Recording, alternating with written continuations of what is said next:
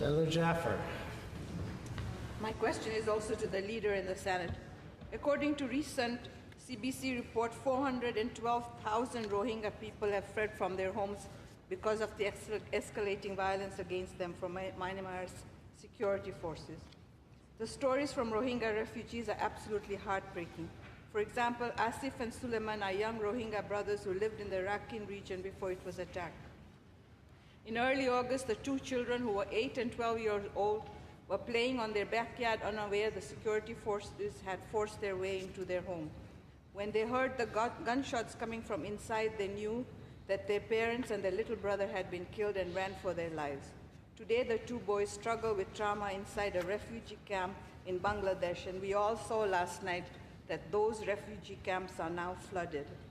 Leader, Canada must take swift action to end the crisis. I know that Minister Freeland has spoken. I know that she's made a strong statement. I know that the Prime Minister, and I applaud him for that, has spoken to the authorities in Myanmar to express our concerns. My question to you is that we know that the UN Secretary General Kofi Annan, who is currently leading a commission investigating the crisis unfolding in Myanmar. My question to you is, how are we supporting Kofi Annan's advisory commission? What resources are we providing, and are we playing a leading role there? Senator Harder.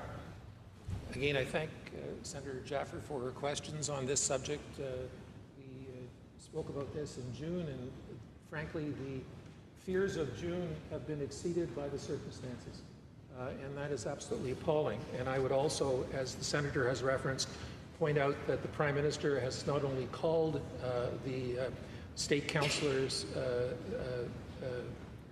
to condemn and call on her person to intervene, but has also followed up with a very strong letter to urge personal attention to this matter.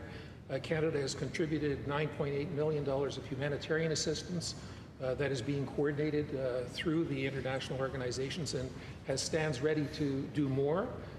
This is United Nations General Assembly Week, and the Prime Minister and ministers, key ministers, will be in New York, and amongst other urgent issues, this is one high on the agenda. And I can assure the Honourable Senator and all Senators that Canada will do what Canadians expect, and that is to be part of the forefront of international concerted action to both deal with the humanitarian crisis, but to do what we can to deal with the root cause of this, which we all know is a very complex but very tragic situation. Senator Jaffer. Thank you very much for your answer. I appreciate it. Leader, you are one person who has designed many peace processes and done a lot of peace building in your career. If there ever was an opportunity for Canada to play a role in peace building with Bangladesh and with Myanmar, it was now. May I ask that you ask the minister, what is she doing? What resources are we giving to Kofi Annan? What resources are we going to put aside for peace building? And are we going to be an active active country when it comes to peace building? Thank you. And I want to assure the Honourable Senator that Canada will and is an active partner in this. I will bring her concerns and the concerns of the Senate at large to the attention of the appropriate ministers.